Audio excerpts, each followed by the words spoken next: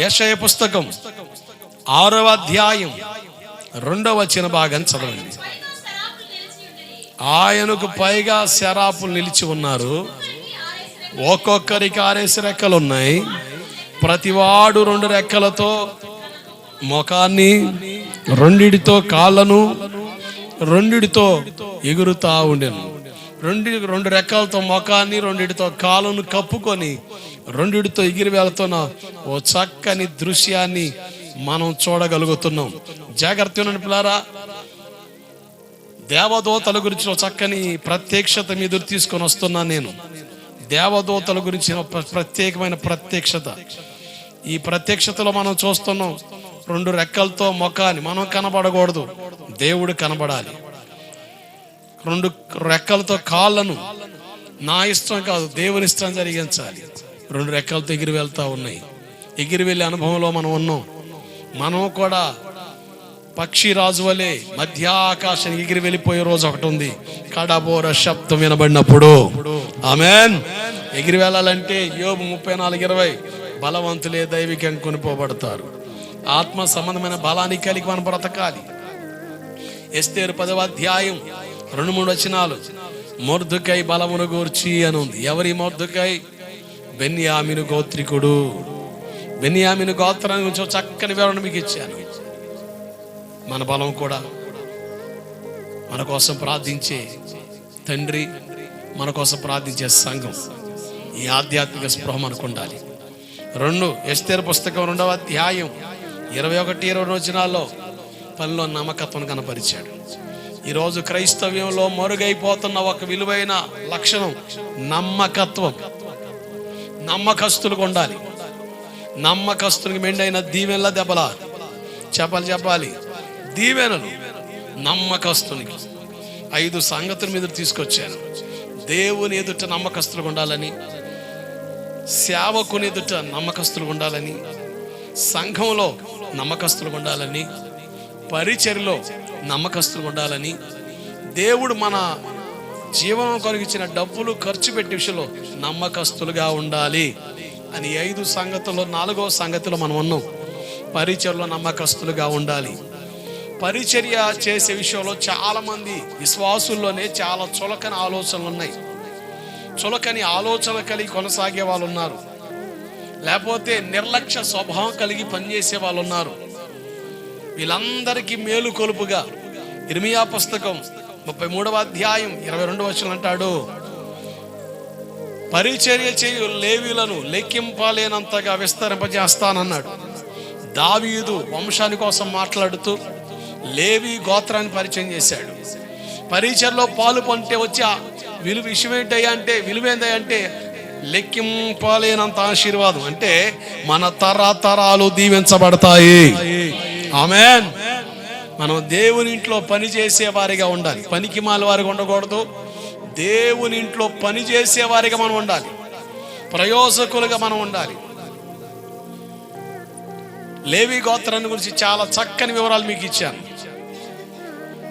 తృణీకరించబడిన ఈ జనాంగం దేవుని దృష్టిలో యోగ్యులుగా నిలిచారు.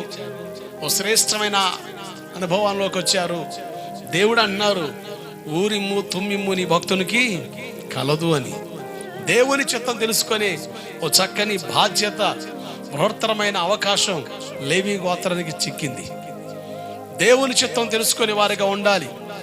దేవుని చిత్తం తెలియాలంటే రోమా 12:2 ప్రకారంగా మనోనేత్రాలు వెలిగించబడాలి అని మనకు అర్థమవుతుంది. వీరు మనోనేత్రాలు వెలిగించబడిన జనాంగం అని మనకు అర్థమవుతుంది. యెషయా 6:1 ప్రకారంగా రాజైన ఉజ్జియా మృతి పొందిన సంవత్సరం అత్యున్నత సింహాసనపై ప్రభు ఆసీనుడై ఉండగా నేను కనులారా చూచాను. ఎవరి రాజైన ఉజ్జియా? దినవృత్తాంతం 2వ పుస్తకం 26:16. అతడు స్థిరపడిన తర్వాత మనసును గర్వించి చెడిపోయాను అని ఉంది. గర్వం, మన మనోనేత్రాలకు గుడ్డితనం కలిగించేది గర్వం. గర్వం చాలా ప్రమాదకరమైనదని, ఏ విషయం మనం గర్వించకూడదని, గర్వానికి తావివ్వకూడదని మనం మాట్లాడుతూ 5 జాతుల వారు గర్వించిన విధానం పరిశుద్ధ గ్రంథంలో కనబడుతుందని, వారు ఎంతగా త్రొక్కబడ్డారో, ఎంతగా తోలనాడబడ్డారో, వాళ్ళు ఎంత గర్వించారో అంతగా అణగత్రొక్కబడ్డారని మాట్లాడుతూ మోయాబీయుల జాతి యొక్క గర్వాన్ని మీకు పరిచయం చేశాను. దేవుడు ఎలా తీర్పు తీర్చాడో చూసాం. నిర్గమ 18:11 ఐగుప్తీయుల గర్వం, వాళ్ళ గర్వం దేని బట్టి? ఒకటి వాళ్ళ దేశాన్ని బట్టి. వాళ్ళ గర్వం దేని బట్టి? వాళ్ళు చేసే దేవత ఆరాధనను బట్టి. వాళ్ళకున్నన్ని దేవుళ్ళు ఎవరికి లేరన్న ఒక గొప్ప, అదొక బడై. ఈ రెండు విషయాల్లో దేవుడు ఎలా వీళ్ళని హెచ్చరించాడు, గద్దించాడు మనం చూస్తున్నాం. ఐగుప్తు అంటే చీకటికి, పాపానికి, లోకానికి, శాపానికి సూచన ఉందని, ఐగుప్తులో ఉన్న వారికి అవమానము పోగొట్టచాలని రోగాలు కలుగుతున్నాయని, పాపంలో ఉన్న వ్యక్తి, చీకటిలో ఉన్న వ్యక్తి అవమానానికి గురవుతాడని, అలాగే పాపం నిన్ను రోగానికి ఈడుస్తుందని, పోగొట్టజాలని రోగాలు. ఈ చివరి దినాల్లో రకరకాల రోగాల చేత మనిషి మొత్తబడుతున్నాడు. రకరకాల రోగాలతో మనుషులు సతమతమైపోతున్నారు. వైద్య శాస్త్రం అంతు చిక్కని వ్యాధులు ఈరోజు మనుషుల్ని ఏలుబాటు చేస్తున్నాయి. రోగాలు రావడానికి 4 కారణాలు ఉన్నాయని లేఖనాలు చెబుతున్నాయి. నీకేదన్నా అనారోగ్య సమస్య వచ్చిందా? ఒకటి గమనించు, 75% 75% దెయ్యాల వల్ల రోగాలు కలుగుతాయి. దెయ్యాల వల్ల కలిగిన రోగాలకి పరిష్కారం ప్రార్థన. కనుక ప్రార్థన చేస్తే అద్భుతం జరుగుద్ది. 2, నువ్వు దేవుణ్ణి తెలుసుకొని కూడా ఇంకా పాపం చేస్తా, ఇంకా లోకానుసారంగా జీవిస్తా, ఇంకా పాప పైత్యంలో కొనసాగుతూ ఉంటే నీ పాపను బట్టి రోగాలు కలుగుతాయి. ఈ పాపను బట్టి కలిగిన రోగం పోవాలి అంటే నువ్వు ఒప్పుకోలు ప్రార్థన చేయాలి, దేవుని కాడ క్షమాపణ పొందాలి.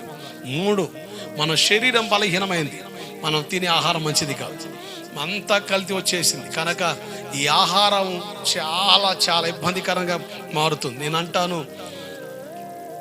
టైంకి తినండి, తినాల్సిందని తినండి, అధికంగా తిని ఇబ్బంది పడకండి, ఏలాపాలు లేకుండా తిని అనారోగ్యానికి గురి కాకండి. ఇప్పుడున్న పరిస్థితులు బట్టి ఆరోగ్యాన్ని కాపాడుకోవడం చాలా అవసరం. దేవుడు ఆ జ్ఞానం ఇచ్చాడు. కనుక అజ్ఞానంగా ప్రవర్తించి ఆరోగ్యాన్ని పాడు చేసుకునే పరిధులు మనకు ఉండకూడదు. మన శరీరం బలహీనం కనుక ఈ శరీరం ఎందుకు కాపాడుకోవాలి? అంత అవసరం ఉంది, ఇది మట్టి దేహం కదా అనొచ్చు. ఈ దేహమే దేవుని ఆలయం, ఈ దేహమే దేవుని ఆలయం. కనుక ఈ దేహాన్ని కాపాడుకో. 4, యోహాను సువార్త 11:4 ప్రకారంగా దేవుని మహిమ కొరకే తప్ప మరణం కొరకు ఈ వ్యాధి రాలేదన్నాడు.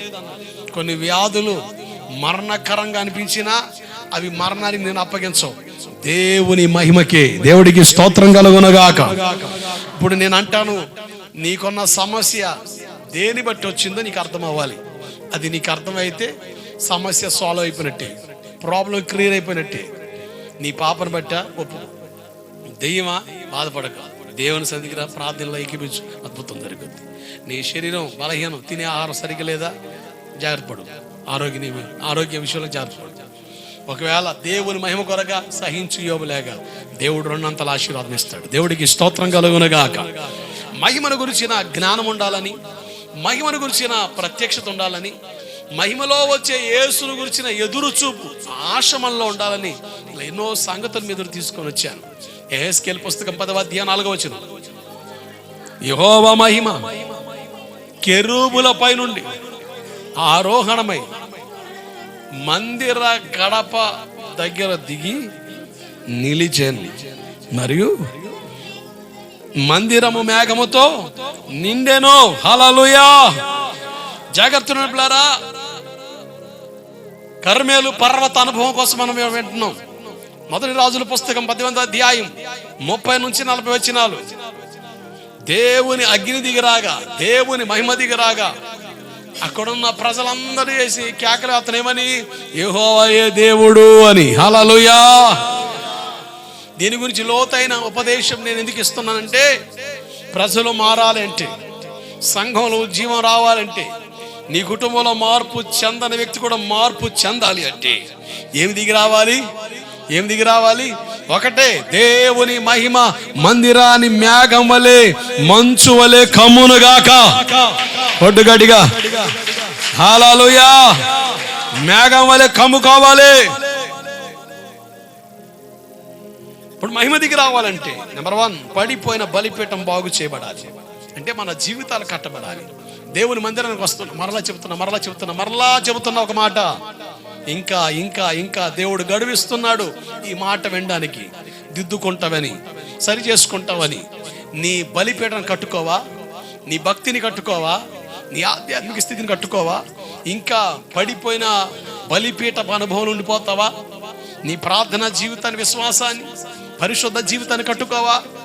నువ్వు కట్టుకోకుండా అలాగే వచ్చి వెళ్ళిపోతే ఒకటి గమనించు, లెక్క చెప్పవలసిన అవసరం ఉంది. దేవుని మహిమ దిగి రాకుండా అడ్డుబండకు నువ్వు మారిపోతున్నావు. నీ ఇంట్లో దేవుని మహిమ దిగి రావట్లేదు. నీ సంఘంలో దేవుని మహిమ దిగి రావడానికి కారణం పడిపోయిన బలిపీఠం కట్టబడాలి, దిద్దబడాలి. ఈ 2026వ సంవత్సరం దేవుడు అవకాశం ఇచ్చాడు. దిద్దుబాటులోకి వద్దాం, కట్టుకుందాం. నీ బలిపీఠను కట్టుకో, నీ భక్తిని కట్టుకో, నీ హృదయాన్ని సరి చేసుకో. 12 రాళ్ళతో పునాది వేశాడు. అంటే వాక్యం అనే పునాది మీదకి రావాలి. దేవుడికి స్తోత్రం కలుగునగాక. వాక్యం అనే పునాది మీదకి రావాలి. ఆచారపూరితమైన భక్తి, నామకార్థ విషయాలు, ఇవి నీ భక్తి జీవితానికి ఏమాత్రం ఉపయోగపడమని మర్చిపోకు.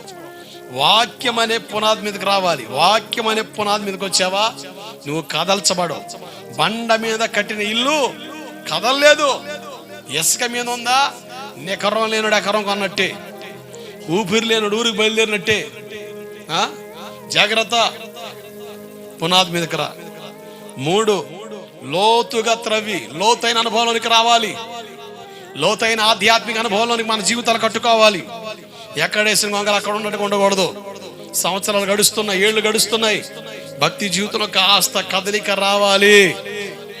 4, కట్టెలు క్రమంగా పేర్చి, ఉపదేశ క్రమం, దైవిక క్రమం, ఆధ్యాత్మిక క్రమబద్ధీకరణలోకి రావాలి. 4 తొట్లు నింపి నిండా, 4 అన్న సంఖ్యకున్న నాణ్యత చెప్పాను. తొట్లు నింపబడ్డం, నీళ్లతో నింపారు. నీళ్లు పరిశుద్ధాత్మకు సూచనగా ఉంది. దేవుడికి స్తోత్రం కలుగునగాక. హల్లెలూయా. అపోస్తుల కార్యం 2వ అధ్యాయం 17వ వచనం భాగం చదవండి. ప్రవచన వాక్కు, యోవేలు ప్రవక్త ద్వారా ప్రవచించిన ప్రవచన వాక్కు నెరవేర్పును ఆ తెల్లవారుజామున అపోస్తుల కాలంలో ఆ గుర్తును మనం చూడగలుగుతున్నాం. అంత్య దినముల యందు నేను మనుషులందరి మీద నా ఆత్మను కృమ్మరిస్తాను. మీ కుమారులు కుమార్తెలు ప్రవచిస్తారు, మీ యవనస్తులు దర్శనాలు చూస్తారు, వృద్ధులు కలలు కంటారు. జాగ్రత్త నడుపులారా, ఈ అంత్య దినాలనట మనుషులందరి మీదకి ఆయన ఆత్మను కృమ్మరిస్తానన్నాడు. దేవుడికి స్తోత్రం కలుగునగాక. పరిశుద్ధాత్మను గురించిన ప్రాధాన్యత ఈనాడు సంఘానికి అర్థం కావట్లేదు. సంఘమా, తండ్రి, కుమార, పరిశుద్ధాత్మ. తండ్రి అయిన దేవుని స్వరం వింటున్నాం, కుమారుడైన యేసు ప్రభువు చేసిన త్యాగాన్ని చూస్తున్నాం. పరిశుద్ధాత్ముడు మమేకమై పనిచేసే ఆ కార్యాలు మనం చూస్తున్నాం. ఈరోజు యెహోవా దేవుణ్ణి, యేసు ప్రభుల వారిని గుర్తించినంతగా పరిశుద్ధాత్ముడిని గుర్తించలేకపోతున్నారు. కారణం, రకరకాల బోధలు ఉన్నాయి, రకరకాల సిద్ధాంతాలు ఉన్నాయి, రకరకాల పద్ధతులు ఉన్నాయి, రకరకాల వాదనలు ఉన్నాయి. ఏ ఉన్నప్పటికీ ఒకటే చెప్తున్నాను, వాక్యంలో ఉన్నట్టుగా అంగీకరించడమే మన కర్తవ్యం. ఆమేన్, హల్లెలూయా. దేవుని వాక్యం నిన్ను కట్టుద్ది, దేవుని వాక్యం నిన్ను బలపరుస్తుంది, దేవుని వాక్యం నిన్ను స్థిరపరుస్తుంది. వాక్యంలో ఏం చెప్పబడుతుంది? ఒక సంఘ శాఖలో చెప్పబడే సిద్ధాంతం కాదు, ఒక మనుషుడు గీసిన ఆలోచన కాదు. లేఖనాలు ఏం మాట్లాడుతున్నాయి? పరిశుద్ధాత్ముడి గురించిన లేఖనాలు ఏం ప్రస్తావిస్తున్నాయి? ఈరోజు సంఘానికి తెలియాలి. దాని కొరకే మరలా పరిశుద్ధాత్మని గురించిన వివరాలు మీకు ఇవ్వడానికి ఇష్టపడుతున్నాను సందర్భాన్ని బట్టి. జాగ్రత్తనండి. పరిశుద్ధాత్ముని యొక్క అవసరత సంఘానికి తెలిస్తే, అర్థమైతే, మనం వేసే ఒకే ఒక కేక, బాప్తిజం తీసుకున్న తర్వాత మారు మనసు పొంది రక్షింపడి బాప్తిజం తీసుకొని సంఘంలో చేరి ఆ రక్తమాసంలో పాలు పొత్తున్నప్పుడు చేసే ఒకే ఒక కేక ఏంటి తెలుసా? ప్రభువా, నీ ఆత్మతో నింపు. దేవుడికి స్తోత్రం కలుగునగాక. Fill with the Holi Spirit. నీ ఆత్మతో నింపు. పరిశుద్ధాత్మ ఎందుకు? పరిశుద్ధాత్ముడు అవసరత ఏమిటి? గలతీ పత్రిక 5వ అధ్యాయం 16 వచనం చదవండి ఒకసారి. గలతీ పుస్తకం 5వ అధ్యాయం 16 వచనం.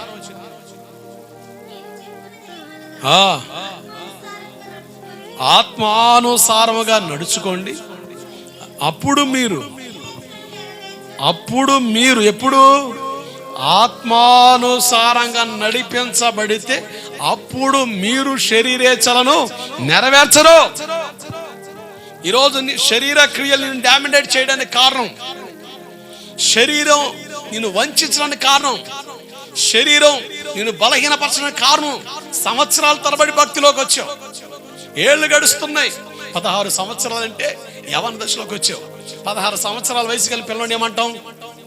నేను ఇక్కడ సేవకు వచ్చి 16 సంవత్సరాలు నిడుతున్నాయి అంటే, నువ్వు బాప్తిజం తీసుకుంది నేను వచ్చిన తొలిటి దినాల్లో చాలా మంది తీసుకున్నారు, ఎక్కువ మంది అప్పుడు తీసుకుంది. నేనంటాను 16 సంవత్సరాలు అంటే జ్ఞాన వివేచన అవగాహన కలిగిన స్థితి నీకుంది. కానీ ఇంకా కూడా పసిపిల్లవాళ్ళ వలె గుర్తించిన స్థాయిలో ఉన్న వాటి నీలో ఎదుగుదల లేదని అర్థం, నీలో గ్రహింపు లేదని అర్థం. సంవత్సరాల తరబడి వాక్యం విన్నాం. మీరు జైల్లో కొన్ని శిక్షలు చూడండి, యావజ్జీవ కారాగార శిక్ష అంటారు. యావజ్జీవ కారాగార శిక్షకు ఎన్ని సంవత్సరాలు అయ్యి అంటే లైఫ్ 14 సంవత్సరాలు. 14 సంవత్సరాలు ఒక వ్యక్తి జైల్లో మగితే వాళ్ళ లైఫ్ మొత్తం అయిపోయినట్టు అర్థం. వాళ్ళ లైఫ్ ఆడైపోయింది. 14 సంవత్సరాలు 14 సంవత్సరాలు పైబడి నువ్వు దాటావు అంటే లైఫ్ టైం దాటేసావు. ప్రతి వారం ప్రతి నెల ఏదో ఒక సందర్భంలో దేవుని వాక్యం నీ చెవిని పడతానే ఉంది.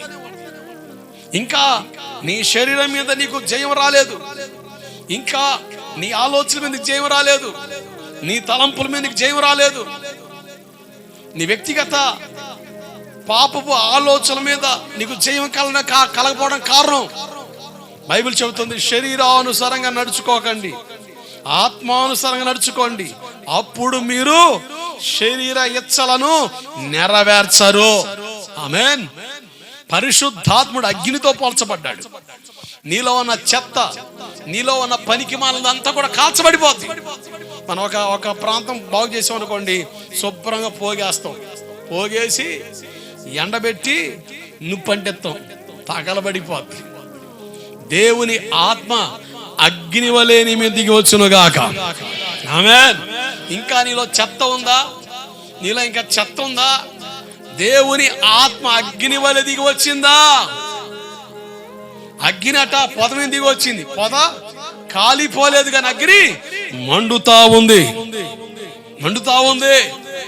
మోషే లాంటి వారు దర్శింపబడ్డారు. అంటే నీ జీవితంలో అగ్ని క్రియ చేస్తే చెత్త చెదారం కాల్చబడి నువ్వు పరిశుద్ధంగా మారడం వలన. అందుకనే దేవుడు అంటాడు, మోషే గారు చెప్పులు వేసుకొని ఉంటాడు, కొండలు కదా, గొర్రెలు కాసుకునేవాడు కదా, చెప్పులు వేసుకుని వెళ్తుంటే దేవుడు ఏమన్నాడు, మోజెస్ ఇది పరిశుద్ధ స్థలం, ఏం విడిచిపెట్టాలి? నీ పాదరక్షలు విడిచిపెట్టేసి. అందుకనే మందిరంలోకి చెప్పులు వేసుకొని రావు. మేమైనా కూడా షూ వేసుకొని బలిపీఠం ఎక్కం, ఎందుకంటే పరిశుద్ధ స్థలం. ఈరోజు దైవిక క్రమం ఎరగని స్థితిలోకి వచ్చేసాం కనుక విశ్వాసం కృపాకాలం ఇది, ఎలా ఉన్న దేవుడు క్షమిస్తాడు అనుకుంటున్నాం కనుకనే చాలాసార్లు షూ వేసుకొని వేదికలు ఎక్కేస్తున్నాం, షూల మీదే వాక్యం చెప్పేస్తున్నాం. చాలా మంది అంటారు ఇది కృపాకాలం సార్, ఇది కృపాకాలం కనుక ఇది శిక్షాకాలం కాదు, ధర్మశాస్త్రం కాదు, ధర్మశాస్త్రం చెప్పొద్దని నేను అంటాను. సేవా క్రమం, దైవిక క్రమం, దైవిక నియమం అర్థమైతే మనం దేవుని సన్నిధిని గౌరవిస్తాము. ఆమేన్. నువ్వు చెప్పులు విడిచావంటే అర్థం ఏంటి? నువ్వు దేవుని సన్నిధిని గౌరవిస్తున్నావు అని అర్థం. Respect the presence of God. మనం రోడ్ల మీద కూడుకుంటాం ప్రార్థనలకి, దేవుని సన్నిధిని గౌరవిస్తానికి పక్క పెడతాం, చెప్పులు విడిచిపెడతాం. చెప్పులు వేసుకొని కూర్చోం, చెప్పులు వేసుకొని నిలబడ ప్రార్థనలో. కారణం ఏంటంటే అది పరిశుద్ధ స్థలం. కుర్చీలో కూర్చున్నా కింద కూర్చున్నా చెప్పులు పక్కన విడిచిపెడతాం. దేవుని అగ్ని మన మీద దిగి వస్తే మనం పరిశుద్ధపరచబడతాం. దేవుని అగ్ని మీదకి వస్తే నీలో ఉన్న బలహీనతలన్నీ కాల్చబడతాయి, నీలో ఉన్న లోపాలన్నీ కాల్చబడతాయి. నువ్వు దేవునికి ఇష్టమైన పాత్రగా మారుతావు. ఇంకా బలహీనతలు ఉన్నాయా? ఇంకా బంధకాలు ఉన్నాయా? ఇంకా లోపాలు నీలో పనిచేస్తున్నాయా? ఒకటే, దేవా అగ్నిలా నా మీ దగ్గర దహించయ్యా, పరిశుద్ధపరచయ్యా, నన్ను శుద్ధి చెయ్యయ్యా అని నువ్వు కేకవేయగలిగితే పరిశుద్ధాత్ముడు దిగి వచ్చాడా.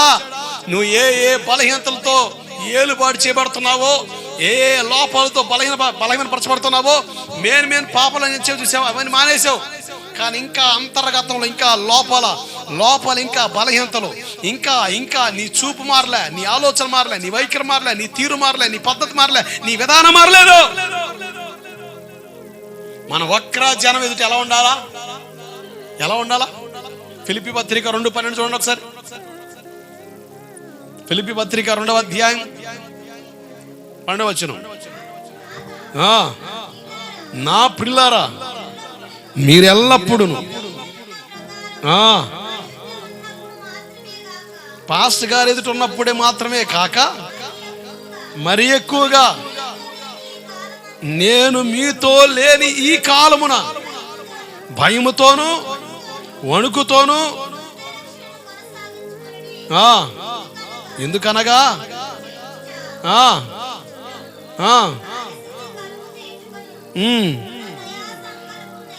16వ వచనం, అట్టి జనుల మధ్యను మీరు జీవవాక్యాన్ని చేత పట్టుకొని. ఏ వాక్యం అండి?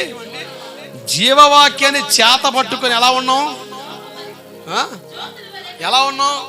జీవవాక్యాన్ని చేత పట్టుకుని ఎలా ఉన్నాం? లోకంలో జ్యోతులా కోతులా? ఇంకా కోచ్చేస్తలు పోలే నీకు? ఇంకా కోచ్చేస్తలు పోలే? కొంతమంది చూడండి, పరిచయం చేసే వాళ్ళు ఉంటారా, పాస్టర్ గారు స్ట్రిక్ట్ అనుకోండి, కాము ఉంటారు.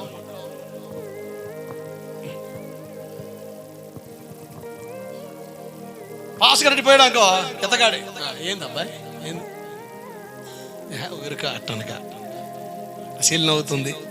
ఎవరు తెక్కలే అసలు. కాకపోతే నువ్వు చేస్తాం దేవుని పనా లేకపోతే నీ సొంత పనా, నీ హెచ్చులు మారి పనులా?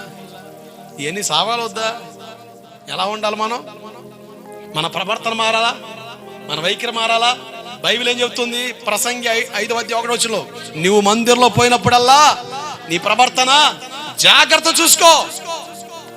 1 తిమోతి పుస్తకం 3:15 ఏమని చెప్తున్నాడు? నేను ఆలస్యమైన తిమోతి, జీవం గల దేవుని మందిరంలో జనులు ఎలాగో ప్రవర్తించాలో నీకు తెలియాలి. మొదట నాకు తెలియాలి, నాకు తెలిసింది మీకు చెప్పాలి. అట్టయితే అట్ట, ఎట్టయితే అట్ట, అట్టట్ట ఇట్టట్ట ఇవి ఉండకూడదు. ఇతరులు మన మీద నేరారోపణ చేయకు నిమిత్తం. అందుకనే తిమోతి మొదటి పుస్తకం 5వ అధ్యాయంలో రండి ఒకసారి. తిమోతి మొదటి పుస్తకం 5వ అధ్యాయం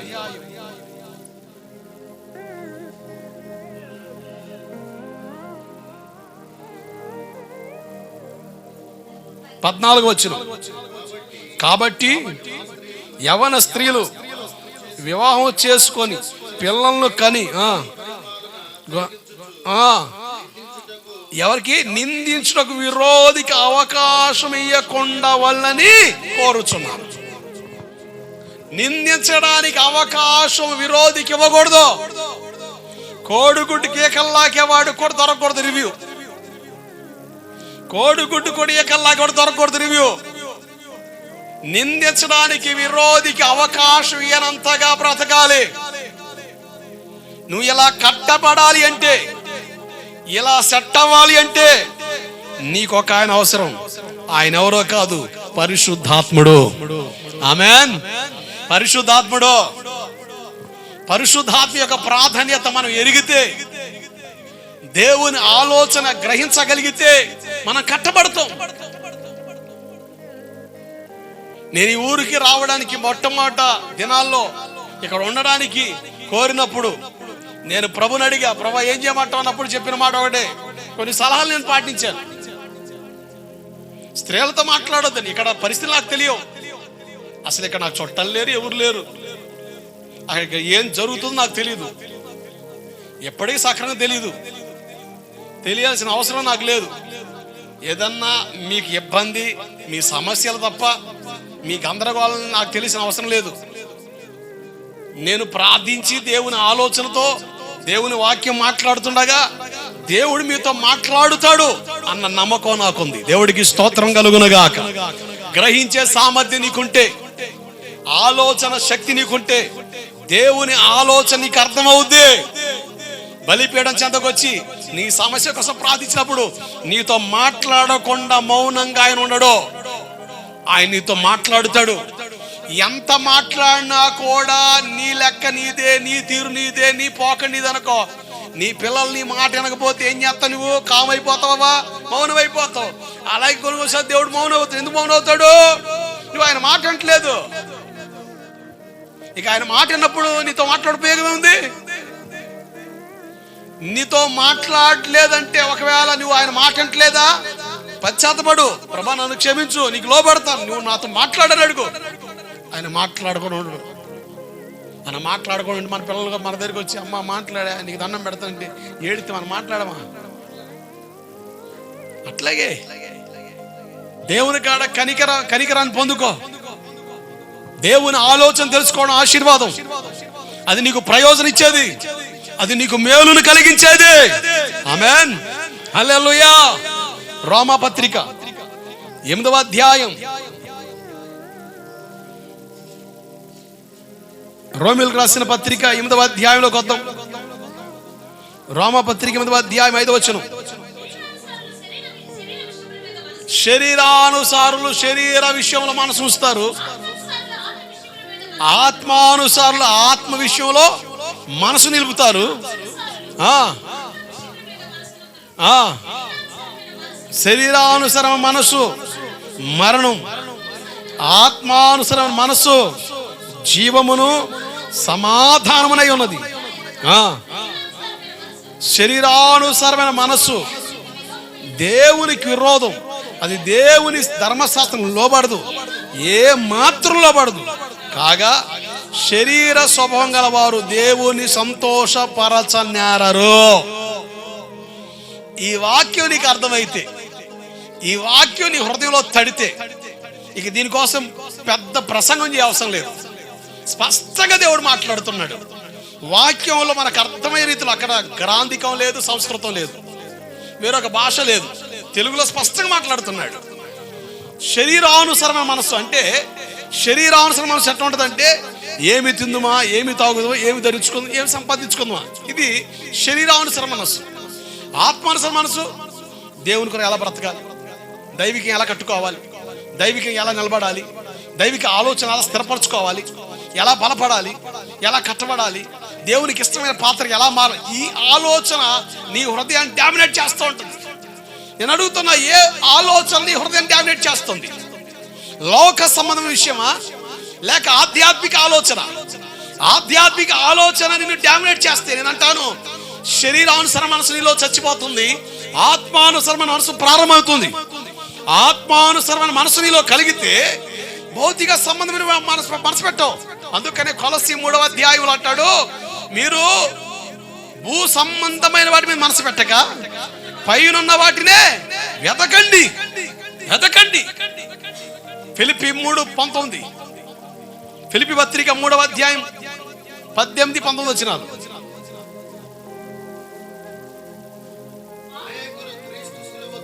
అనేకులు క్రీస్తు శిలువకు ఎవరికి శత్రువులు ఉన్నారట? శరీరానుసారమైన వారు క్రీస్తు శిలువకు శత్రువు. శరీరానుసారం. జాగ్రత్త, మనసు పెట్టడం లేరా? ఒక విషయం నాకు గుర్తుకొస్తుంది. అంటే సందర్భం జరుగుతుంది కనుక బయట నేను చెప్తున్నాను. క్రైస్తవ సమాజంలో ఈ 40 రోజులట ఏం తినరట? ఏం తినరట? మాంసం తినరు, ఇంకా పూలు పెట్టుకోరు, ఇంటి ముందల కల్లాపు వేసుకోవడం, ముగ్గులు వేసుకోవడం వేసుకోరు. బైబిల్లో ఉంది ఈ మాటలు. బైబిల్లో ఉంటే ధైర్యంగా ఆచరించు. ఎవడు వద్దన్నా కూడా మాట్లాడక బైబిల్లో లేదనుకో, చిన్న పిల్లోడు చెప్పిన నోరు మూసుకుని విను. దానికి మించి ఉత్తమం ఇంకోటి లేదు. నువ్వు మూర్ఖత్వం కనపడితే మ్యాటర్ తేడబడుద్ది. దేవునికి లెక్క చెప్పవలసిన వారికి మిగిలిపోతాం. ఇక్కడ మనకి కాలికేతి ఏలికేయచ్చు, ఏలికెత్తి కాలికేయచ్చు, ఏలికెత్తి మెడకేయచ్చు. సాగు తెలుజట కమ్మగానే ఉన్నాయి, కానీ అవి దేవుని కాడ చల్లమని కాలేవు. ఈ 40 రోజులు ఒక్కబట్టిన ఉంటాడా?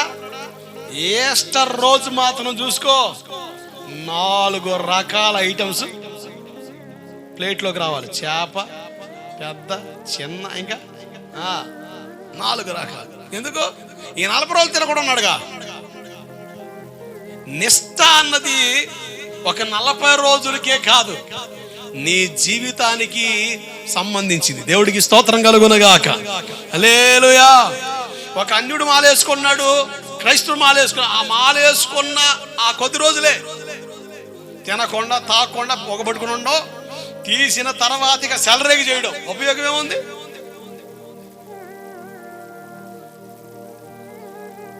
ఒక ఆమె ఫోన్ చేసి నన్ను అడిగింది, అన్న మా అబ్బాయికి చెప్పాను మాలేయమని. మాలేసుకోని ఏం వేసుకోని?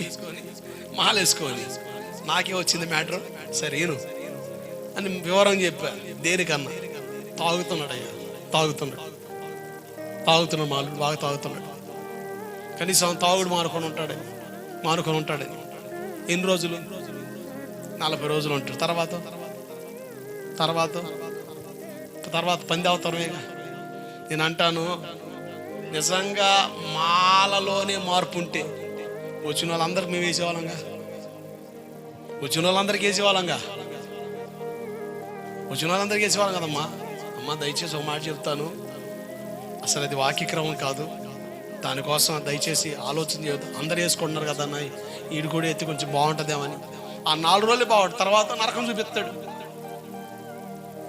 చూపిస్తాడు కదా. నష్టమే కదా. నేను వివరంగా చెప్పగా ఆ అబ్బాయి నాకు ఫోన్ చేసేది చెప్పా, ఇది పరిస్థితి సెట్ అయిపోయాడు. పిల్లనిచ్చాము కదా, కొంచెం బాధ ఉంటుంది కదా. ఆమె ఫోన్ చేసి మాట్లాడింది, చెప్పాను నేను. అంటే రైట్ కాదు మీ పరిస్థితి. సరే అన్న, మీరు అన్నారు కదా, మీ ఆలోచన ప్రకారం చేద్దామని నేను ఫోన్ చేశాను. మీరు వద్దంటే వద్దు కాదు, నేను వద్దంటే వద్దు కాదు, వాక్యం వద్దంటుంది కానీ వద్దంతే. దేవుడికి స్తోత్రం కలుగునగాక. నేను వద్దంటలేదమ్మా, వాక్యం వద్దంటుంది. మళ్ళీ ఎవరిని అడిగితే అదిగో గోవిందపురం పిని భాస్కర్ వద్దన్నాడు చెప్పక, ఈ మాటలు చెప్పక, ఇక వాడు శాట భారతం చెప్తాడు. వాళ్ళు వేసుకోవట్లేదు, వీళ్ళు వేసుకోవట్లేదు, వాళ్ళు వేసుకోవట్లేదు, వీళ్ళు వేసుకోవట్లేదు, ఈ కథలు చెప్తాడు. దేవుని వాక్యంలో లేదు కదా బాబు, వద్దని చెప్పు. మరి లేకపోతే ఎందుకు వేస్తున్నారట? ఎందుకు వేస్తున్నారు? వేసే వాళ్ళని అడుగు. బైబిల్లో లేనప్పుడు ఆ పని చేసే వాళ్ళని అడుగు ఎందుకు చేస్తున్నారని. అంతేగాని ఏళ్ళ వరకు చేయకూడదు కదా. కనుక నా పేరు చెప్పక బైబిల్లో లేదు వద్దని చెప్పు. ఇంకా ఎక్స్ట్రా మాట్లాడుతాను, నాకు ఇష్టం లేదని చెప్పి వదిలిపోద్ది. దేవుడికి స్తోత్రం కలుగునగాక. హల్లెలూయా. ఈరోజు చాలా మంది అండి దైవిక నియమాన్ని మీరి నడిచే పరిస్థితి. శరీర స్వభావం గలవారు దేవుణ్ణి, చెప్పాలి మాట, శరీర స్వభావం గలవారు దేవుణ్ణి సంతోష పెట్టలేరు. The Lord never rejoice in such a things. ఈ విషయంలో దేవుడు ఆనందించలేడు. శరీర స్వభావం గలవాడు దేవుని సంతోషపరచలేడు. It's impossible. మత్తయి సువార్త 15వ అధ్యాయం 7, 8, 9 వచనాల్లో రాయబడిన మాట ఏంటంటే, మనుషుల పద్ధతులను దైవోపదేశములుగా భావించి దేవుని వ్యర్థముగా ఆరాధిస్తున్నారని. ఆయన ఆరాధించాలి. ఎలా ఆరాధించాలి? యోహాను 4:24, ఆయన ఆరాధించేవారు కొబ్బరికాయలతోనూ, కొవ్వొత్తులతోనూ, పూల దండలతోనూ, సాంబ్రాణి పొగతోనూ ఆరాధించవలెను అని ఉందా? చెప్పండి తల్లు, ఎందుకు అడ చూస్తారు మైండ్ పోయినట్టు? చెప్పండి, వాక్యంలో ఉందలేదు. నేను అన్యుండండి, కొబ్బరికాయ కట్టడం రైట్ కాదు నేను చెప్తున్నా, బైబిల్లో లేదని చెప్తున్నా. బైబిల్లో చూపించమను. అన్య దేవతల కాడ, వాళ్ళ దేవుళ్ళ కాడ వాళ్ళు చేసినట్టుగా మీ దేవుడి కాడ చేయొద్దు అని దేవుడు చెప్పాడు. మరి ఆయన వద్దంటే నువ్వు అంత ముందుగా చేయొచ్చట. ఆయన ఆరాధించేవారు ఆత్మతోను సత్యముతోను, అంతేగాని ఆయన ఆరాధించేవారు కొబ్బరికాయలతోను, కొవ్వొత్తులతోను, సాంబ్రాణి పొగలతోను, పూల దండలతోను ఆరాధించవలెను అన్న రెఫరెన్స్ ఒక్కసారి చూపించిన చాలు. నేను కూడా చేద్దాం. బైబిల్లో ఉంటే తప్పే ఉంది. బైబిల్లో లేదనుకో నోరు మూసుకొని మానేయి. సత్యం చెప్పడానికి సేవకుడు, దేవుడికి స్తోత్రం కలుగునుగాక. చెత్త చెదారం చేయించుకోవడం సేవకుడు కాదు. సత్యాన్ని ప్రకటించి దాన్ని స్థిరపరచడం కొరకు దైవజనుడు. ఇది నా పని, ఇది నా పరిచర్య, ఇది నేను చేయాలి. వాక్యంలో ఉందా చూపించు. పాస్టర్ గారిని అట్ట మాట్లాడుతుంది. ఇదిగో బైబిల్లో, నా బైబిల్ చూపించడం చూపించు. ఉందా? ఓకే చేద్దాం. లేనప్పుడు మానే, అవసరం లేదు. శాపం తెచ్చుకోవడం ఎందుకు? కీడు తెచ్చుకోవడం ఎందుకు? నష్టం తెచ్చుకోవడం ఎందుకు? నాశనం తెచ్చుకోవడం ఎందుకు? సావు తెలివితేటలు చూపి భక్తి ప్రదర్శించాలనుకుంటే ఫీల్ అయితే అటు కుదురుతే అది భక్తి కాదు. శరీర స్వభావం గలవారు దేవుణ్ణి సంతోషపెట్టలేరు. ఆత్మానుసారులే దేవుని సంతోషపరచగలరు కదా. అదే కదా లేఖనం ఉద్దేశం. కనుక మనం దేవుని ఆత్మచేత నడిపించబడే వారిగా ఉండాలి. ఆమేన్. పరిశుద్ధాత్ముడు చేసే పని ఏంటి తెలుసా? ఆత్మ వల్ల మనం పరిశుద్ధపరచబడతాం. ఏం చేయబడతాం? పరిశుద్ధపరచబడతాం. జాగ్రత్త పిల్లారా. ఒక వ్యక్తి, ప్రభుని అడగని వ్యక్తి కోటలకు వచ్చాడు. అతను లోకంలో ఉన్నాడు. యేసు ప్రభు అంటే ఎవరో తెలియదు. వాక్యం ద్వారా పట్టబడ్డాడు. అప్పుడు కొంత ప్రక్షాళన జరిగింది. ఇప్పుడు మిగతా కొంత పాప క్షమాపణ నిమిత్తం ఏం చేయాలా? బాప్తిజం తీసుకోవాలి. ఇప్పుడు పాపాలన్నీ క్షమించబడ్డాయి. ఇప్పుడు మరలా అదే పాపంలో పడకుండా, అదే పాపంలో దొరలకుండా, అదే పాపంలో చెలరేకుండా నువ్వేం పొందాలట? చదవండి అపోస్తులు 2:38. అపోస్తుల కార్యం 2వ అధ్యాయం 38వ వచనం. హృదయంలో నొచ్చుకొని మేమేం చేయాలని అడగ్గా,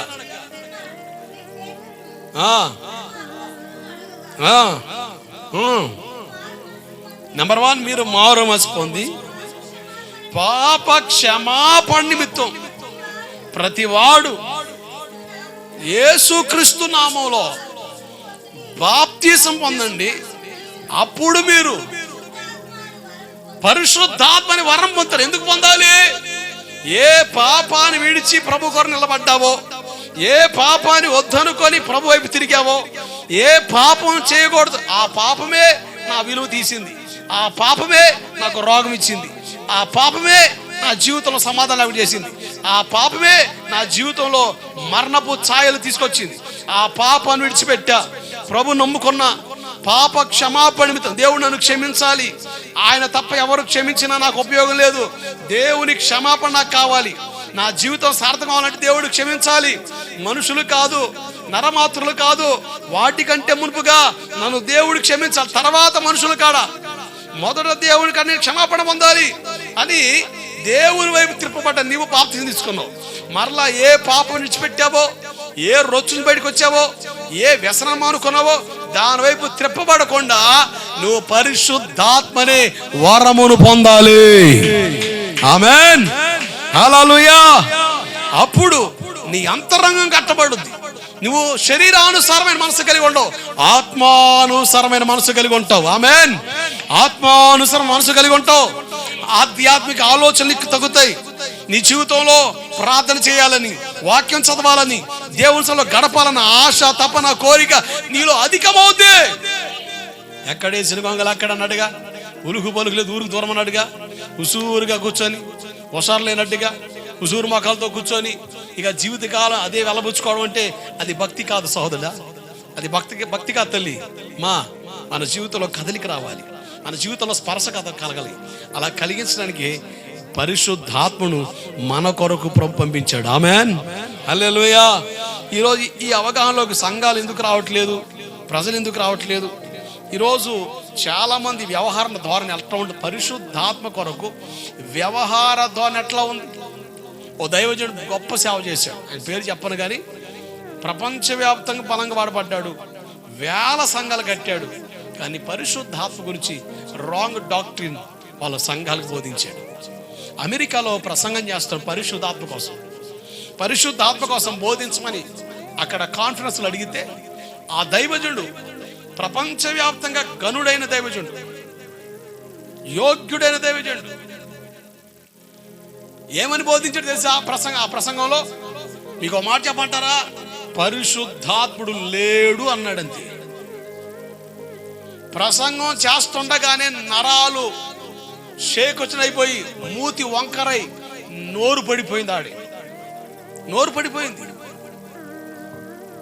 చివరి దినాల్లో ఒప్పింపబడ్డాడు, క్షమించబడ్డాడు, క్షమాపణ కోరాడు. దేవుని సన్నిధిలో క్షమాపణ కోరి యోగ్యునిగా తీర్చుకొని దేవుడు ఆయన మహిమలో చేర్చుకున్నాడు. దేవుడికి స్తోత్రం కలుగునుగాక. ఎప్పుడు కూడా అదే డాక్టరీలో ఉన్నారు ఆ సంఘ శాఖ. పరిశుద్ధాత్ముడు లేడు, ఇదంతా తప్పుడు బోధ, ఇదంతా పిచ్చి బోధ, ఇదంతా పెంతుకోస్తుల బోధ. ఏ బోధట? పెంతుకోస్తుల బోధ. పరిశుద్ధాత్మ అని చెప్పేసి గంతులేస్తారు. కొంతమంది వీళ్ళ అండంలో తప్పు లేదండి, కొంతమంది కూడా అట్టగే చేసి వస్తున్నారు. తమిళనాడులో నాకు సంఘం తెలుసు. ఆ పాస్టర్ గారి సంఘంలో చక్కగా దేవుని ఆత్మచేత నడిపించబడే సంఘం. ఈ పురుషులు స్త్రీలు హాజరవుతారుగా సంఘంలో. వీడికి పెళ్ళి అయింది, ఆ పిల్లకి పెళ్లి కావాల్సి ఉంది. వీడు దేవుని ఆత్మ వస్తే చప్పలు కొడుకుంటూ ఆ పిల్లగాడు పోతాడు. అడిగి ఆ పిల్లగాడు పోతాడంట. ఇక వారం ఇదే తంతు. ఆత్మ వచ్చిందని చప్పలు కొట్టుకుంటూ ఆ పిల్ల చుట్టూ తిరుగుతాడంట. భజన ఎవరు చేస్తారు? ఈ తెక్కల పనులు చేస్తే చూసేవాడికి అట్లా ఉంటది. ఆత్మ పేరట రకరకాల పిచ్చిపోకలు జరుగుతున్నాయి. దేవుని చిత్తమైతే వచ్చే వారం చూపిస్తా. ఆత్మ అభిషేకం పేరట ఎన్ని తతంగాలు జరుగుతున్నాయి భూమి మీద.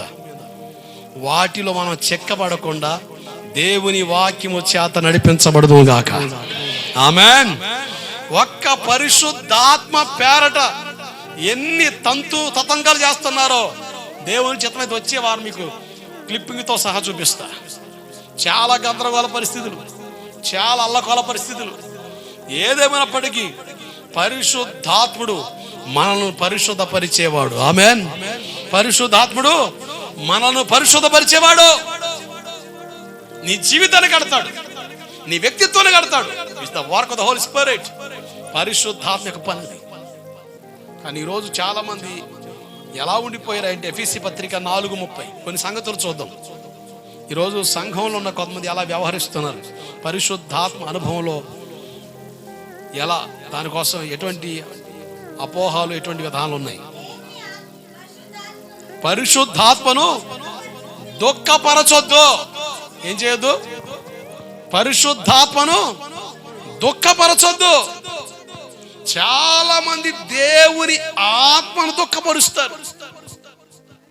జాగ్రత్త నింపులారా. కొంతమంది నిజంగా దేవుని ఆత్మ నింపడి మాట్లాడుతుంటే ఏంది వీళ్ళు దెయ్యాలు పట్టినట్టు, పిచ్చి పట్టినట్టు, ఏందా కేకలు, ఏందా గోల. ఎవరు బాధపడతాడు? నేనంట నీకంటే ఎక్కువగా పరిశుద్ధాత్ముడు బాధపడతాడు.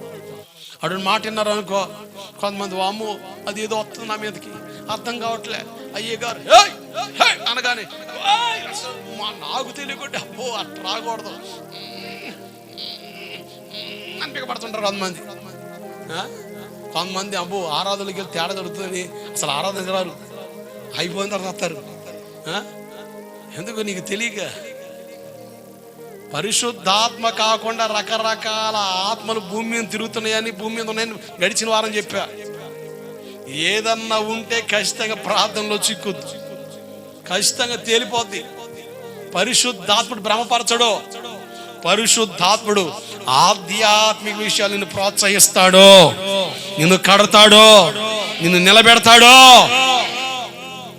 ఒక అన్య కుటుంబంలో రక్షణ పొంది సంఘంతో సరైన సహవాసం చేయలేక, సేవకుల్ని కలిసి మాట్లాడడానికి కూడా అవకాశం చిక్కక ఒంటరి పోరాటం చేశారు. భక్తి జీవితంలో ఒంటరి పోరాటం.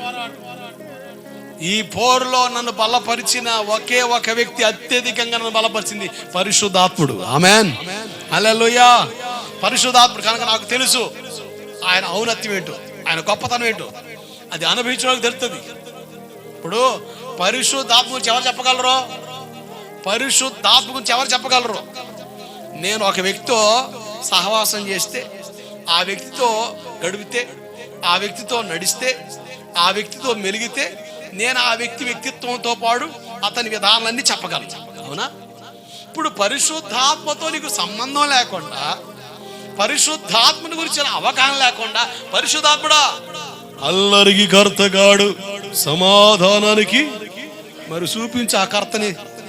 మాకు వల్ల కావట్లేదు, చూపించయ్యా. మాకు అర్థం కాక తలపైన తోక్కొద్దు, మరి నీకు తెలిసి చూపించు. దొరికింది ఒక లింకు సింక్ అయిపోవడానికి. ఆయన సమాధానాన్ని కర్త గాని అల్లరికి, మరి ఆ కర్తను చూపించు. మరి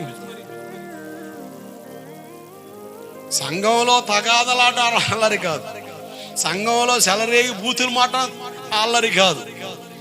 ఆత్మతో నింపబడి భాషలు మాట్లాడితే వీడికి అల్లరి, తలపోటు వస్తుంది. ఎందుకంటే ఒంట్లో పంచి పెద్ద దెయ్యం కదా, కొత్త తలపోటు.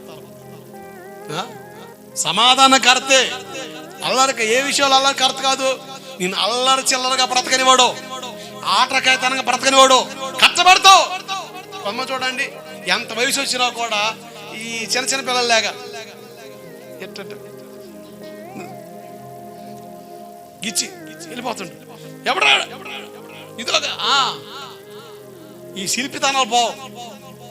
సీపురు పట్టుకొని చెతక కుట్టేదాకా, వీపు సీపురుతో మూత మోగేదాకా ఈ పోవు.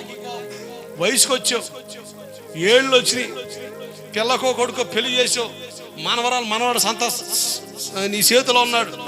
నువ్వు ఎట్ట ఏడు సావాలా? నీ విధానం ఏంటి? నీ పద్ధతి ఏంటి? మార్పు వచ్చిందా బతులో? ఈ మార్పులన్నీ తెచ్చేది ఎవరు తెలుసా? పరిశుద్ధాత్ముడు. ఇవన్నీ చిన్న చిన్నయే, కానీ ఇవన్నీ కాల్చేస్తాడు, ఇవన్నీ తొలగించబడిపోతాయి. నువ్వు దేవుని బిడ్డవు అన్న ఆలోచన నీ హృదయంలో పదే పదే పదే పదే మారుమ్రోగుతా ఉంటుంది. హల్లెలూయా. పరిశుద్ధాత్మ అనుభవం, ఆయనతో నడిచిన అనుభవం నాకుంటే ఆయన ఎవరో నేను చెప్పగలను. ఆయనతో సంబంధమే లేదు, ఆయన ఎవరో తెలీదు, కానీ పరిశుద్ధాత్మ గురించి సెలరేగి ప్రసంగాలు చేసేవాళ్ళు లేకపోలేదు, సెలరేగి ప్రసంగాలు చేసేవాళ్ళు లేకపోలేదు. ఆయన ఎవరో, ఆయన ఎలా పనిచేస్తాడో. పరిశుద్ధాత్ముడు వ్యక్తా శక్తా? వ్యక్తా శక్తా? శక్తిమాన్, శక్తిమాన్. శక్తి కాదు, వ్యక్తి. Is the man. He walks with you, he lives with you, he be with you. ఆయన నీతో ఉంటాడు, నీతో నడుస్తాడు. శక్తి కాదు, వ్యక్తి. వ్యక్తి. నేను ఒకసారి ఆరాధన చేస్తుంటే ఒక యవనస్తురాలికి ఆత్మ వచ్చినట్టుగా గంతులేస్తుంది. అసలు అల్ల కొల్లాలని చేస్తుంది చర్చి మొత్తం. ఇక మిగతా వాళ్ళందరూ బైబిల్ తీసుకొని మూలకపోతున్నారు, ఆమెకు దావెత్తున్నారు. ఇక తిరుగు వచ్చింది లేక. ఇక నేను ప్రార్థన ముగించేసి ప్రార్థన చేస్తున్నా, రోగులు కూడా ప్రార్థన చేస్తున్నా, పడుతున్నారు, లెగుతున్నారు. ఇక టచ్ అంటే అంటున్నామే మొత్తానికి. సరే సరే, కానీ కానీ మనం తొందరపడి మాట్లాడడం. పరిశుద్ధాత్మ దురాత్మ తెలియక ఎందుకు మాట్లాడకూడదు కదా. మనకి మాట్లాడడం వల్ల పరిశుద్ధాత్మ దుఃఖపడతాడు. ప్రార్థన చేస్తున్నా ఆత్మతో నింపడిగా ఒక పిల్ల ఎట్ట తిరిగి బలిపేట కాడ వచ్చింది. ఆ బలిపేట కాడ ఎట్ట అంటుంది, ఎట్ట అంటుంది, కాంగో కాడిపోతుంది, ఎట్ట అంటుంది. మళ్ళీ ఎట్ట వచ్చి బైబిల్ తాళగాని ఇసిరి కొట్టింది. అప్పుడు అర్థమైంది, ఇది దెయ్యం, భ్రమపరుచు ఆత్మ, సైతానికి బేట. బయటగా గద్దించగాని అప్పుడు అంటది, ఆ దెయ్యం అంటది, ఎక్కడి నుంచి వచ్చావని అడిగితే అంటది, నీతోనే వచ్చానంది. ఎవరితో? నాతో వచ్చావా? ఇది బాగుందే, నాతో పరిశుద్ధాత్మ దెయ్యాలు కూడా వస్తాయి ఈ మధ్యన. వామ్మో, ఇది ఎక్కడ గోలరా బాబు. నేనేం చేసా, పెద్ద పోటీగాళ్ళు లేక ముందరెళ్ళిపోయా. పోయి ఆ భాస్కర్ చాలా చిన్నది, మొత్తం కూడా ఈ కొబ్బరి చెట్లు ఉంటాయి ఈ పొలాల్లో. నేను ఇక సాయంత్రం పూట ఒక సహోదరిని తీసుకొని సమాధులు దాటుకుంటా అవతలకు పోయి ఆ కొబ్బరి చెట్లు కాడ ప్రార్థనలో ఉన్నా. ఏమంటది ఈ దెయ్యం, నువ్వు అది కదుగో సమాధులు కాడుకు వచ్చి వస్తున్నప్పుడు నీ వెనకాల వచ్చాను. ఆడొచ్చావా? సరే సరే. వాళ్ళ తమ్ముడు వాళ్ళ నాన్న, అయ్యగారా దాన్ని వదిలిపెట్టు, శేషలా బంధించేస్తుందా, పరువు తెస్తుంది బయట అంటే ఒకళ్ళు ఎత్తుండే శేషాలు బంధించేస్తారండి. ఇలా బుడమాత్రికలు అయిపోయారు. అసలు పరువు తెస్తుంది ఇదే అసలు బండి చేస్తానంటే అసలు బలి చిత్రం. నేనంట పరిశుద్ధాత్మకు దురాత్మకు వ్యత్యాసం ఉంది. ఒకవేళ మోసపరుచు ఆత్మ పరిశుద్ధాత్మలాగానే వర్క్ చేసిన వాక్యపు లేఖనాల్లో చూడగా ఎక్కడ ఒక చోట దొరుకుతాడు. దేవుడికి స్తోత్రం కలుగునుగాక. దొరక్క తప్పడో దొరుకుతాడు. కనుక కంగారు పడిపోలే. పరిశుద్ధాత్మ మనం దుఃఖపరచకూడదు. మార్క్సు వార్త 12వ అధ్యాయం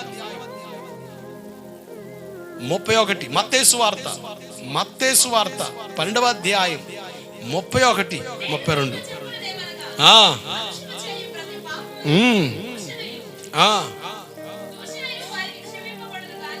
మనుషులు చేసే ప్రతి పాపము దోషణ క్షమాపణ పొందుతారు కానీ మనుష్య కుమారుని యేసు ప్రభువును దూషించిన దుఃఖపెట్టిన పాప క్షమాపణ ఉంది కానీ పరిశుద్ధాత్మను చదవాలి.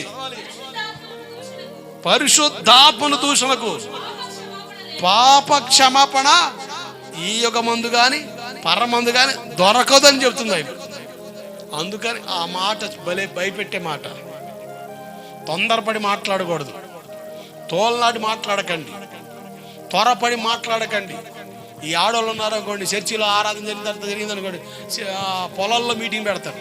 అది సరిగా నాకే ఆ పిల్ల ఏంది అట్ట ఎట్టట ఎట్టట ఎట్ట చిన్నమ్మాయి ఎట్ట అట్టయింది ఏంది అది అదేం ఆత్మ, ఓ ఇది బాగుందే, ఎక్కడ లేని ఆత్మ ఆ పిల్లకి వస్తుందే, ఎక్కడ లేని ఆత్మ ఆ పిల్లకి వస్తుందే అని ఆడ మీటింగులు. నేనంట ఏదైనా మాట్లాడు కానీ ఇటు మాటలు అసలు తలదోరసగా తల లేచిపోతుంది. తలదోరసగా. ఎందుకంటే అసలు క్షమాపణ లేదంట. ఎందుకని చెప్పు, మనం చేసే పనికి మళ్ళీ పనులకే చాలా లెక్క చెప్పి సావాలా, మళ్ళీ దీనికో లెక్క ఏడు సావాలా. దీనికి కూడా దొరకడం ఎందుకు? బైబిల్లో స్పష్టంగా నీకు తెలియనప్పుడు దేవుడు నీకు చూపించాడా? ఆ పిల్ల మీదకి వస్తుంది పరిశుద్ధాత్మ కాదు దురాత్మ దేవుడు చూపించాడా? అందుకని ఎవరు కొంతమంది అంటారు, అన్నా నాకు దేవుడు ఎట్లా చెప్పాడు, ఈ మనిషి బతుకు బాగోదు, నికరం లేని బతుకు. కానీ ఈ మనిషి అంటది దేవుడు నాతో మాట్లాడాడు. నేను త్వరపడి దేవుడు మాట్లాడా, ఊరికమ్మో మైండ్ తగ్గుదానా, నీతో మాట్లాడతాడా? ఈ రకమైతే యేసు ప్రభు ఎట్టనాలా, సాలు సార్ కుజా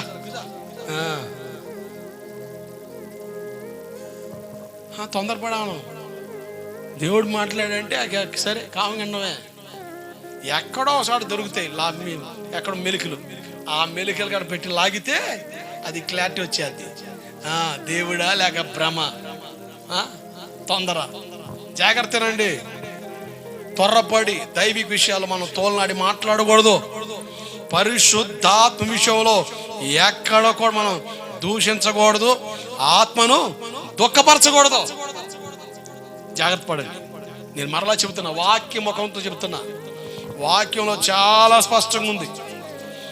మనుష్య కుమారుని మీరు దూషించినా మీకు పాప క్షమాపణ ఉంది, కానీ పరిశుద్ధాత్మను దూషిస్తే మాత్రం ఈ యుగమందు కానీ రాబో యుగం అంటే పైలోకంలో కానీ నీకు క్షమాపణ ఉండదు. అంత స్పష్టంగా రాయించాడు దేవుడు. కనుక త్వరపడి మాట్లాడొద్దు. తెలియని దానికోసం తేలిగ్గా మాట్లాడొద్దు, తెలివిగా మాట్లాడొద్దు, తిక్కలుగా మాట్లాడొద్దు. తెలియని దానికోసం తెలివిగా మాట్లాడొద్దు, తేలిగ్గా మాట్లాడొద్దు, తిక్కలు మాట్లాడక. తెలియంది తెలిసినట్టుగా మాట్లాడొద్దు. మరి ఇదొక జబ్బు. తెలియంది తెలిసినట్టుగా మాట్లాడతారు కొంతమంది. ఏమీ తెలిగిపోయినా తెలిసినట్టే మాట్లాడతారు. ఏమీ తెలియదు, జరిగింది ఒకటి, చెప్పేది ఇంకొకటి. కానీ అంతా తెలిసినట్టే. ప్రారంభం తెలుసు, ముగింపు తెలుసు, మధ్యలో మ్యాటర్ ఏమీ తెలియదు. ఈ చివర పడుకొని అలా అల్లేస్తారు. తెలివిగా మాట్లాడు, తెలిసినట్టు మాట్లాడడం. తెలియని విషయాల్ని తెలిసిన మాట్లాడొద్దు, తెలివిగా మాట్లాడొద్దు, తేలిగ్గా మాట్లాడొద్దు, తిక్కలు మాట్లాడక. నువ్వు మాట్లాడే ప్రతి మాటకు లెక్క అప్పగించవలసిన అవసరత ఉంది. ఆమేన్, హల్లెలూయా. నా నాలుక నా ఇష్టం, దీంతో నేను సాధిస్తానంటే ఇక్కడే సాధన. ఆడికి వెళ్తే ఇంకో సాధన ఉంటుంది, నరకంలో ఒక రాత్రి. ఇక అక్కడ సాధన వేరుగా ఉంటుంది, మామూలుగా ఉండదు. కనుక జాగ్రత్త. అగ్ని ఆరదు, పురుగు సావదు, యుగ యుగ వ్యాధనే. అచ్చట పండ్లు కొరుకటయు, ఏడుపును కన్నీళ్లును ఉంటాయి. పళ్ళు అంటే యాపిల్ పళ్ళు, బత్తాయి పళ్ళు, దాని పళ్ళు అనుకున్నారు. తేడా పడతారు. 32 పళ్ళు తట్టుకోలేక, ఆ బాధ తట్టుకోలేక పట పట కొరుక్కోవడమే. అంత వేదన, అంత దుఃఖం కలిగించే పరిస్థితి. కనుక పరిశుద్ధాత్మను దుఃఖపరచొద్దు, పరిశుద్ధాత్మను దూషించొద్దు. జకరియా 7:12 ముగిస్తాను. మిగతా విషయాలు వచ్చే వారం చూద్దాం. జకరియా 7వ అధ్యాయం 12వ వచనం. జకరియా పుస్తకం 7వ అధ్యాయం 12వ వచనం.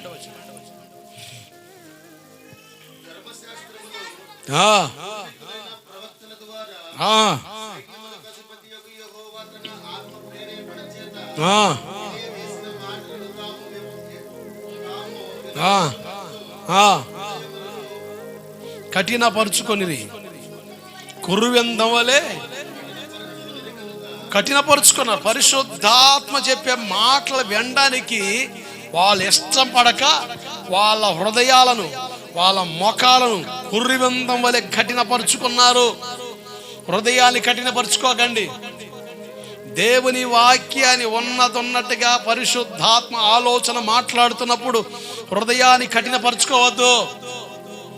ఇశ్రాయేలు ప్రజలు దేవుని ప్రజలుగా పిలబడిన వాళ్ళు, దేవుని ఆత్మ చేత నింపబడి సేవకుడు మాట్లాడుతున్నప్పుడు వారి పితరులు ఎలాగైతే తృణీకరించారో, తోలనాడారో, ధిక్కరించారో, హేళన చేశారో, వ్యతిరేకించారో, అదే పందాలు, అదే వైఖరులు ఆనాడు ఉన్న ఇశ్రాయేలు ప్రజలు, దేవుని పిల్లలు కూడా అలా ఉంటే అంటున్నాడు, మీ హృదయాలను కుర్రివిందం వలె కఠినపరుచుకోవద్దు. హృదయ కాఠిన్యం చాలా ప్రమాదకరమైంది. చాలా మందిలో హృదయ కాఠిన్యం ఉంది. ఈరోజు వాక్యం ఎందుకు అంగీకరించలేకపోతున్నావు? ఈరోజు వాక్యాన్ని ఎందుకు ఒప్పుకోలేకపోతున్నావు? వాక్యాన్ని ఎందుకు స్వీకరించలేకపోతున్నావు? కారణం ఒకటే, హృదయ కాఠిన్యం. హృదయ కాఠిన్యం. మీరు జాగ్రత్త నడుపులారా. ఇశ్రాయేలు ప్రజలు 40 దినాలు 40 సంవత్సరాలు 40 సంవత్సరాలు అరణ్యంలో వడదెబ్బతలను ఉడతలేగా, కర్రను శాఖలు కాకులేక రాలిపోయారు. ఒక తరం అంతా రాలిపోయింది, క్రొత్త తరం వచ్చింది. ఆ తరం యెహోషువ నడిపించాడు. వాళ్ళు రాలిపోవడానికి కారణం ఏంటి? ఐగుప్తుల అద్భుతాలు చూడలేదా? 12 తెగుళ్ళ చేత, దాదాపు 10 తెగుళ్ళ చేత ఐగుప్తు దేశాన్ని అట్టుడికించాడు దేవుడు. తీర్పు తీర్చాడు దేవతలకి. ఐగుప్తు దేవతలకు దేవుడు తీర్పు తీర్చాడు. ఇశ్రాయేలు ప్రజలు నడిపిస్తుండగా ఎర్ర సముద్రం చీల్చాడు. పగలు మేఘస్తంభం, రాత్రి చెప్పండి ఎలా? పగలు మేఘస్తంభం, రాత్రి అగ్నిస్తంభంగా నిలిచాడు. 6 లక్షల కార్బలాన్ని ప్రతిరోజు ఆహారంతో పోషించాడు, మంచినీళ్ళతో పోషించాడు, ఏ ఇబ్బంది లేకుండా పోషించాడండి. అన్ని విషయాల్లో దేవుడు సహాయం చేశాడు. కానీ వాళ్ళ హృదయ కాఠిన్యాన్ని బట్టి అరణ్యంలో రాలిపోయారు. వాళ్ళ హృదయ కాఠిన్యమే. నేను అంటాను, దేవుని సన్నిధికి వచ్చావు, ఎర్ర సముద్రం దాటమంటే బాప్తిజం అనుభవం. బాప్తిజం అనుభవంలోకి వచ్చావు, బండలో నీళ్లు తాగారు వాళ్ళు. ఏ నీళ్లు? బండలో నీళ్లు తాగారు. అంటే పరిశుద్ధాత్మ అనుభవాల్లో ఉన్న వాళ్ళే, పరిశుద్ధాత్మ చేత నడిపించబడే అనుభవాలు కలిగిన వాళ్ళే. అయితే హృదయ కాఠిన్యం వలన, కేవలం హృదయ కాఠిన్యం వలన కానానీయులు, ఉన్నత దేవులు, వాళ్ళు మేము జయించలేవు, మా వల్ల కాదు అని గగ్గోలు పెట్టారు. మోజేస్ తీసుకొచ్చి వీళ్ళ చేతులు చంపించేస్తావా? ఇన్ని యుద్ధాలు చేశాం. వాళ్ళు మనతో పాటు సమకాలికులు. వీళ్ళు ఒక్కొక్కడు తాడి చెట్టు కంటే హైట్గా ఉన్నారు. మనం మిడతల్లా కనబడుతున్నాం, చిన్న పురుగుల్లా కనబడుతున్నాం. వాళ్ళు అలా పట్టుకొని మొత్తం పిండి చేసేలా చచ్చిపోతాం అని గగ్గోలు పెట్టి ఏడుస్తా. వాళ్ళ హృదయ కాఠిన్యం. ఇద్దరైతే సాక్షి ఇచ్చారు, మన దేవుడు మన యందు ఆనందిస్తే, ఎవరెందు? మన దేవుడు మన యందు ఆనందిస్తే వారిని మన చేతికి అప్పగిస్తారన్నాడు. దేవుడికి స్తోత్రం కలుగునగాక. శరీర స్వభావం గల వారు దేవుణ్ణి సంతోషపరచలేరు. 12 మందిలో 10 మంది అయ్యో ఈ యుద్ధాన్ని మనం చేయలేం, వాళ్ళు మనం గెలవలేం, వాళ్ళది ఒక్కొక్క ఈటే తాడి చెట్టు అంత ఉంది, మనం మిడతల్లా కనబడుతున్నాం అని 10 మంది నెత్తి మీద కొట్టేసి ఎడుతూ ఉంటే ఇద్దరు యెహోషువ కాలేబులు అంటారు, మన యందు దేవుడు ఆనందిస్తే వారిని మనకి అప్పగిస్తాడు, ఆ దేశాన్ని మనకిస్తాడు అని రోషంతో పలికారు. అవిశ్వాసాన్ని కనపరిచేవారు ఎక్కువ మంది ఉంటున్నారు. విశ్వాసాన్ని కనపరిచేవారు వేలల్లో లెక్క పెట్టవచ్చు. ఈరోజు సంఘాల్లో కూడా ఏ సంఘమైనా కానీ అవిశ్వాసాన్ని కనపరిచేవారే ఎక్కువ మంది కనబడుతున్నారు, విశ్వాసాన్ని కనపరిచేవారు కొద్ది మంది కనబడుతున్నారు. లోకాసు వార్త 18:8 అంటాడు, మనుష్య కుమారుడు ఈ భూమి మీదకి వచ్చినప్పుడు విశ్వాసం అన్నట్టు విశ్వాసమా, విశ్వాసమును కనుగొందునా. నీ విశ్వాసం దేవుడు కనబడాలి. నీ విశ్వాసాన్ని రేపేది పరిశుద్ధాత్ముడు. శాంసన్ అనే ఒక బలాఢ్యుడు శత్రువుల చేతికి అప్పగించబడి బంధించబడ్డాడు. అతన్ని త్రాళ్ళతో కట్టేశారు. కదలడానికి వీలు లేకుండా కట్టి బంధించి తీసుకెళ్తున్నారు. కట్టబడ్డాడు. బలాఢ్యుడే, బలహీనంగా ఉండి వాళ్ళ చేతికి చిక్కాడు, త్రాళ్ళతో కట్టాడు. ఎప్పుడైతే దేవుని ఆత్మ శాంసన్ మీదకి వచ్చిందో జనపన్నారు తెగ్గొట్టాడు గట, ఆ కట్లను పటాపంచలు చేసేసాడట. దేవుడికి స్తోత్రం కలుగునుగాక. హల్లెలూయా. పటాపంచలు చేసి పడేశాడు. అంటే దేవుని ఆత్మ నిన్ను బలపరుస్తాడు, శక్తితో నింపుతాడు, శత్రువుతో యుద్ధం ఆడే సామర్థ్యాన్ని ఇస్తాడు, శత్రుని గెలిచే బలాన్ని పరిశుద్ధాత్ముడిస్తాడు, నీ పాపాన్ని జయించే శక్తి పరిశుద్ధాత్ముడిస్తాడు. కనుక నీ హృదయ కాఠిన్యం వల్ల దేవుని ఆత్మకు తావివ్వకపోతే నష్టపోతావు, భక్తి జీవితంలో ఎదగలేవు. ఎక్కడేసిన గొంగలు అక్కడే ఒక స్థాయికి వచ్చి ఆగిపోయావు. అదే భక్తి అనుకోకు, ఇంకా చాలా స్థానాలు ఉన్నాయి, ఉన్నతమైన అనుభవాలు ఉన్నాయి. వాటిలో నడిపించేది పరిశుద్ధాత్ముడు, వాటిలో తీసుకెళ్ళేది ఆత్మదేవుడు. కనుక ఇప్పుడు ఎవరు సహాయం కావాలి తెలుసా? పరిశుద్ధాత్ముడు. పరిశుద్ధాత్మదేవుని సహాయం కావాలి. ఆత్మదేవుని సహాయం మనకుంటే, మన జీవితాలు కట్టబడితే మన హృదయాలు వెలిగించబడతాయి. ఆమేన్. ఆయనకి అసాధ్యమైనది ఏది లేదు, ఆయనకి సమస్తము సాధ్యమే. ఎప్పుడు అంటే పరిశుద్ధాత్మను తొక్కపెట్టొద్దు, పరిశుద్ధాత్మను దూషించొద్దు, మీ హృదయ కాఠిన్యానికి తావివద్దు, దేవుని ఆలోచనకు లోబడదాం. దేవుని మాటలు మన హృదయాన్ని కట్టునుగాక. మోకరించిన ప్రార్థన చేత మీరున్న స్థలంలో